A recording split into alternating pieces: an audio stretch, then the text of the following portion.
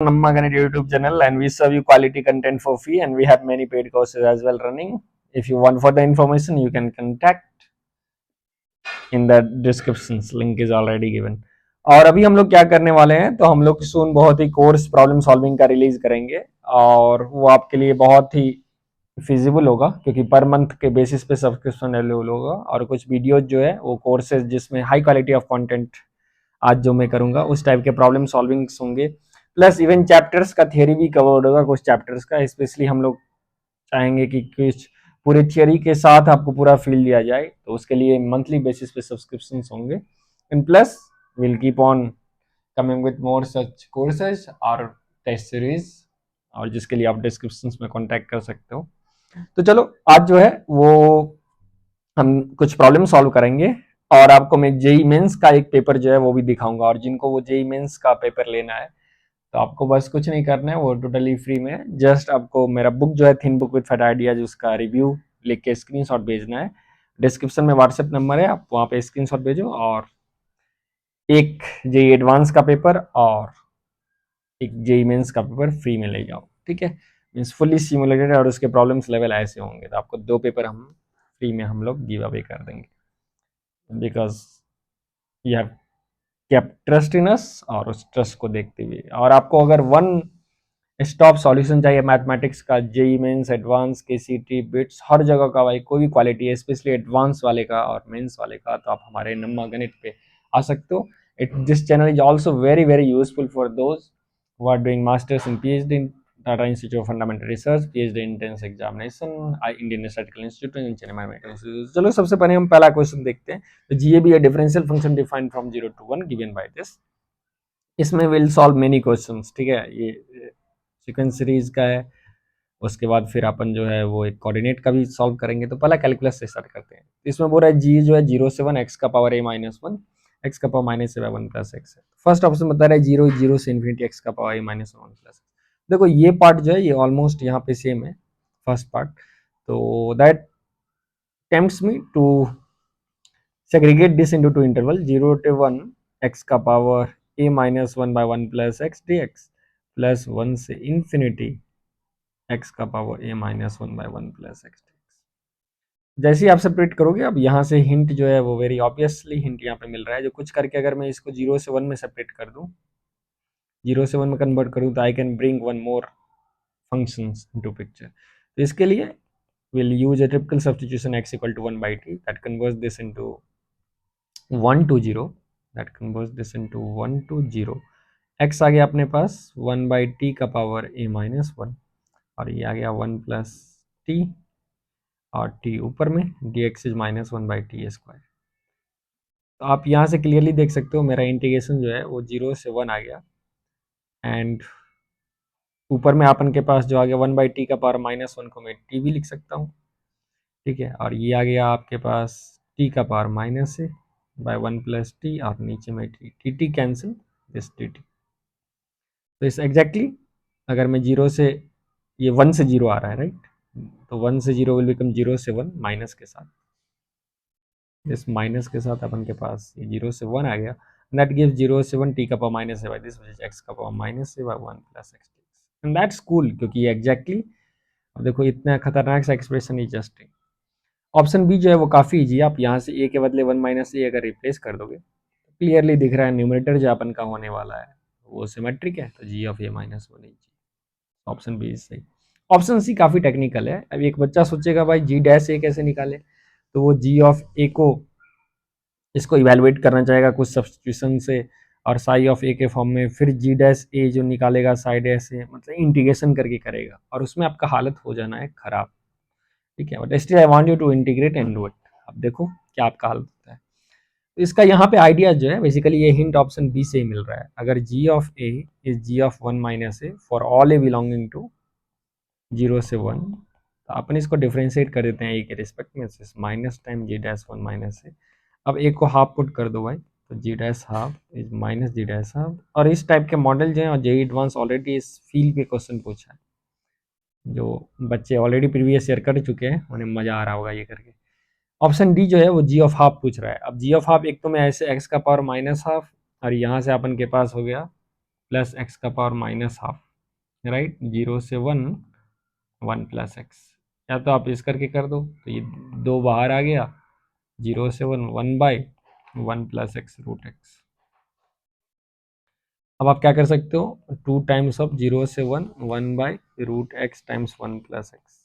अब इसको आप इंटीग्रेट कर सकते हो। एक तो तरीका है, आप x को टी स्क्वायर मान लो और फिर वहाँ से इंटीग्रेट कर लो पार्ट से, मतलब पार्शियल फ्रैक्शन से। दूसरा, मैं डायरेक्टली x को टेन थीटा मान सकता हूँ, इनफैक्ट टेन स्क्वायर थीटा। उससे फ़ायदा क्या होगा, जो 1 प्लस एक्स जो है वो मेरा सेकेंड स्क्वायर थीटा बन जाएगा। Root x is mod ten square, मतलब मॉड 10, दैट बिकम्स 10। अच्छा, दिस इज 1-to-1 सब्सटीट्यूशन, क्योंकि थीटा जो होगा वो 0 से π/2 में जाएगा, तो 0 से π/4 में जाएगा।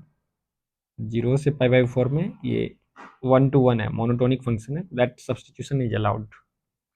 ठीक है, क्योंकि आप डायरेक्टली मेनी वन सब्सटीट्यूशन नहीं कर सकते। अगर मैं बोलूँ 0 से पाई,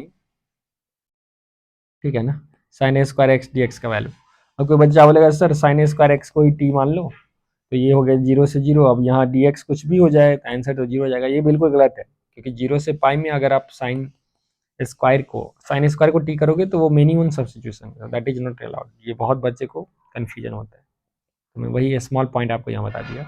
तो इट्स 0 से π/4, अपन के पास डी एक्स आ गया 2 टेन थीटा और second square theta, right, D theta, और नीचे में ऑलरेडी सेकेंड स्क्वायर थीटा बच गया। ये इससे कैंसिल हुआ भाई, ये इससे कैंसिल हो गया, अपने पास आ गया 4 टाइम्स 0 से π/4 d theta, which is 4 times π/4, answer आ गया पाई। तो एक क्यूट सा सवाल था जिसका आंसर ABCD जो है चारों का चारों सही है। चलो नेक्स्ट क्वेश्चन की ओर चलते हैं।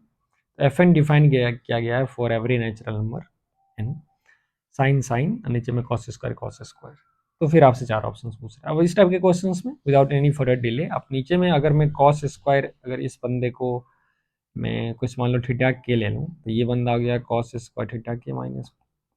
अब ऊपर में अगर देखोगे तो ये क्या है, π/2n क्या है, थीटा के इज अपन के पास के π/2n, और थीटा के -1 आ गया के -1 π/2n। अगर मैं π/2n की बात करूँ, π/2n की बात करूँ, तो दैट इज थीटा के माइनस थीटा के -1, राइट। देख सकते हो इस दोनों इक्वेशंस। और 2k-1 पाई कहाँ से आएगा, तो k और k-1 को ऐड करें तो थीटा के प्लस थीटा के -1। अच्छा भाई, ये तो सिंपल सा बट ब्यूटीफुल ऑब्जर्वेशन था। इसका मतलब ऊपर में क्या लिखा हुआ है बाबू, अगर नीचे में मैं देखूं, नीचे में अगर cos स्क्वायर थीटा के -1 लिखा गया है, तो ऊपर में बहुत ही चालाकी से इन्होंने साइन थीटा के -1 इंटू साइन थीटा के प्लस 1 लिख दिया है। अब ऊपर वाले टर्म जो हो गए वो हो गया साइन स्क्वायर थीटा के sine square a minus sine square b, divided by अपन के पास आ गया कॉस स्क्वायर थीटा के इंटू कॉस स्क्वायर थीटा के। अब आप बताओ इसको कैसे लिख सकते हो, इसको अगर आप एक्सपेंड करोगे तो इसको कैसे एक्सपेंड कर सकते हो, सोचो।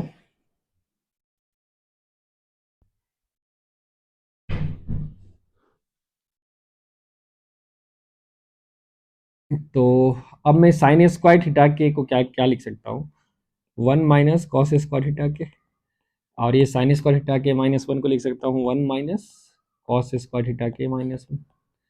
तो फिर मेरा ऊपर में आ गया कॉस स्क्वायर थीटा के -1 माइनस कॉस स्क्वायर थीटा के, एग्रीड, और नीचे में कॉस स्क्वायर थीटा के इंटू कॉस स्क्वायर थीटा के माइनस।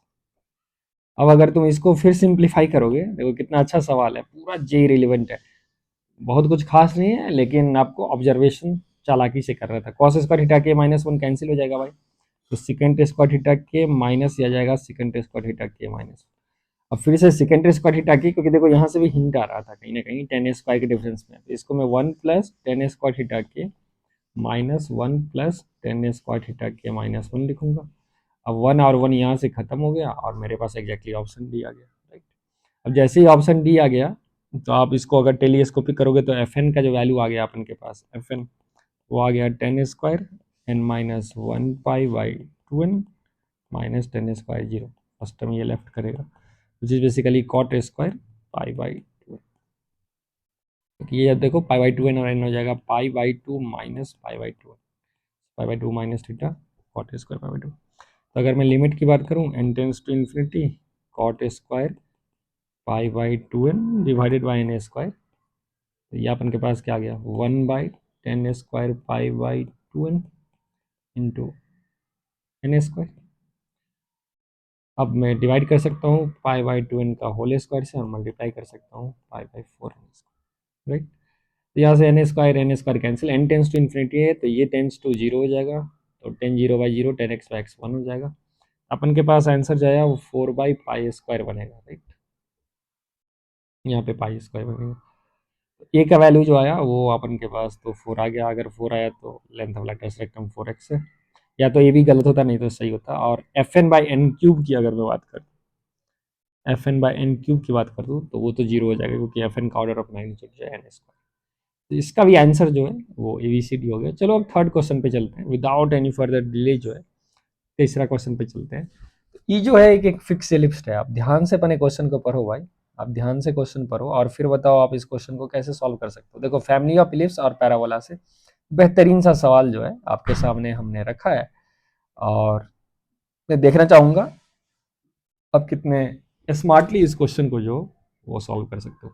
तो ये भी नहीं ellipse in the x y plane. चलो भाई, एक फिक्स इलिप्स होगा एक्स वाई प्लेन में, ठीक है। ये 4 और √7 वाले पैरामीटर लेके H denotes family of hyperbolas defined by x square extended hyperbola। ये इसलिए बस suppose there exists a specific member of H belongs to that family co-focal with E and passes through point F। मतलब अब एक hyperbola है जो इससे कोफोकल है, मतलब सेम फोकस पे है। तो इसका x1 x2 फोकस है, तो सेम फोकस पे। और ये हाइपरबोला एक पॉइंट से पास कर रहा है। किससे पास कर रहा है 4 3। सबसे पहले देखो भाई 4 और 3 तो इसको सेटिस्फाई नहीं कर रहा है, तो इलिप्स पे पॉइंट नहीं होगा, कहीं होगा इलिप्स के बाहर या अंदर।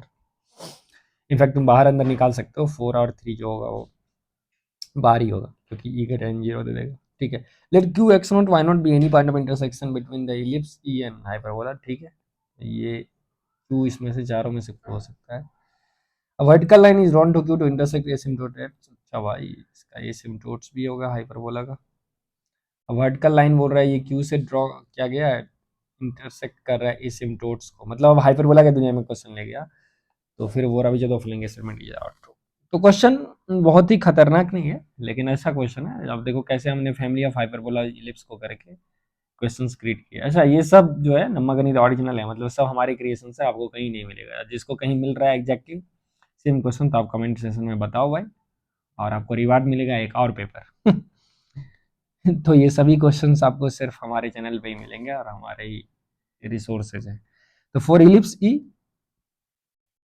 सबसे पहले अगर मैं को फोकल है तो आपको ऑलरेडी पता है, जो तो फोकस इक्वल होगा, तो फोकस इक्वल होगा तो ए स्क्वायर माइनस बी ए स्क्वायर की वैल्यू अगर मैं इलिप्स के लिए देखूँ, ठीक है, और a square plus b square के वाले हाइपरबोला के लिए देखूँ इसेंट्रिसिटी, तो वो दोनों जो होगा मेरा सेम हो जाएगा, ठीक है। तो यहाँ से अपन के पास जब इसेंट्रिसिटी ऑफ, अगर मैं आप ए ई फॉर इलिप्स को इक्वेट करते हो a eccentricity of hyperbola with a parameter, इसको इक्वेट करने के बाद अपन के पास डायरेक्टली जो बन रहा है वो आ रहा है b square equal to 9 minus a square. ये रिलेशन आ जा रहा है ए और बी ऑफ हाइपरबोला के लिए। तो अगर मैं हाइपरबोला के इक्वेशंस को 4 3 से पास कराऊँ तो हाइपरबोला जो होगा 16/a² minus 9/9 minus a square equal to, तो ये अपन के पास एक रिलेशन आ गया ए के लिए। अब इसको मैं सॉल्व कर सकता हूँ। ए स्क्वायर अगर अपन टी ले तो मेरे पास 16 into 9 minus T minus 9t, which is basically कितना हो गया टी इंटू 9 माइनस टी। अब ये क्वाड्रेटिक दे रहा है 3a² minus 34t plus 144 equal to 0। अगर आप इस क्वाड्रेटिक को सॉल्व करने आते हो, इस क्वाड्रेटिक को सॉल्व करने जाते हो, तो अपन के पास रूट जो आ रहा है 125 आ रहा है और दूसरा 144/25, ठीक है। तो ये अपन के पास अब हाइपरबोला और इलिप्स जो है वो इंटरसेक्ट करना चाहिए ना, इंटरसेक्ट करना चाहिए।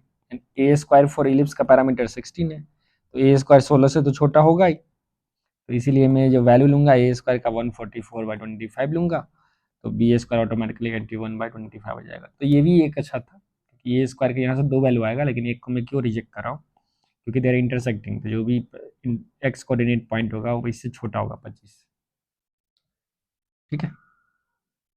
16 से छोटा होगा, ए स्क्वायर लेस देन 16 तो तो पहला जो है for the specific member H the parameter satisfy है, तो ये भी सही बंदा है। इसेंट्रिसिटी ऑफ हाइपरबोला बोल रहा है 5/4 है, इसेंट्रिसिटी ऑफ हाइपरबोला आपको पता है, ये हो जाएगा √1 प्लस बी बाई ए का होल स्क्वायर। तो ये अपन के पास डायरेक्टली आ गया कितना 15/12 का होल स्क्वायर, तो अपन के पास ये आ गया 15/12 विच इज़ 5/4। तो ये भी सही ऑप्शन है। X coordinate of the intersection point Q, अब ये क्या सेटिस्फाई कर रहा है भाई एक्स कोऑर्डिनेट। तो अगर मैं एसिम्पटोट्स का इक्वेशन लेता हूँ तो y equal to b by x ये हो जाएगा। तो यहाँ से अपन के पास y इक्वल टू 9/5 और ये है 12/5x which is equal to 3/4x। अब पॉइंट P का कोऑर्डिनेट जो है होगा, जैसे इस एसिम्पटोट पे कोई भी पॉइंट P होगा तो उसका कोऑर्डिनेट में x0 और 3/4x0 ले सकता हूँ। अरे ले सकता हूँ कि नहीं, हाइपरबोला आप यहाँ पे कोई भी पॉइंट बिल्कुल ले सकता हूँ। तो ये ने पॉइंट P का कोऑर्डिनेट ले लिया। अब अगर आप इसका डिस्टेंस ओरिजिन से कैलकुलेट करोगे ये वाला ओपी का स्क्वायर, तो ओपी का स्क्वायर कितना हो गया x0 square plus 3/4x0 whole square, right. तो ये क्वांटिटी अपने पास आ गया 25/16x0 स्क्वायर। अब आप बताओ x0 स्क्वायर जो है वो क्या, ओपी का जो डिस्टेंस है वो कितना है। अब ये पॉइंट जो है वो ऑलरेडी बोल रहे हैं ना यहाँ पे कि जो point of intersection ellipse vertical line asymptotes को फर्स्ट क्वाड्रेंट में मिल रहा है। तो अब आप यहाँ से बता सकते हो क्या, क्योंकि ओपी का स्क्वायर जो होगा वो डायरेक्टली क्या हो जाएगा भाई, that will be A E square which is 16। तो क्योंकि पॉइंट पी जो है एग्जैक्टली ऑक्सिलरी सर्कल पे है, x square plus y square equal to 16 पे, तो वो भी सही हो गया। ऑक्सिलरी सर्कल जो होगा x square plus y square equal to a square plus b square, right. और इस केस में हो जाएगा a square minus b square. Ellipse का ऑक्सिलरी सर्कल क्या होगा, x square plus y square is a square. Vector circle होगा a square plus b square और a square minus b square. तो यहाँ से अपन जो है वो लिख सकते हैं, तो ये ऑक्सिलरी सर्कल पे भी हो गया। और एक्स नॉट आप सिमिलरली यहाँ से निकाल सकते हो, ठीक है, क्योंकि एक्स नॉट स्क्वायर जो अपन के पास है वो एक्स नॉट स्क्वायर कैसे, चलो मैं निकाल देता हूँ। अब एक्स नॉट स्क्वायर कैसे कैलकुलेट करोगे, तो इसेंट्रिसिटी ऑफ हाइपरबोला तुम्हारे पास 5/4 है। अब हम पॉइंट ऑफ इंटरसेक्शन निकालने के लिए दोनों में से एलिमिनेट कर देते हैं कर्व को, तो 7 times 1 minus x naught square by 16 equal to ये आ जाएगा लिप्स के लिए 81/25 25 x naught square by 144 minus. अब इसको अगर सॉल्व करते हो तो यहाँ से एक्स नॉट स्क्वायर कितना जाएगा भाई 25 और ये 16 स्क्वायर आ रहा है ना 256। तो एक्स नॉट का वैल्यू अपन के पास आ गया 256/25। तो अगर ये मैं यहाँ पे पुट कर दूँ 25/16 तो ये मेरे पास 16 वैल्यू है जो कि ऑक्सिलरी सर्कल पे लाई कर रहा है। तो ये भी एक अच्छा सा क्वेश्चन था। अगर आप और क्वेश्चन इस टाइप के करने चाहते हो तो हमारे चैनल से आप जुड़ सकते हो।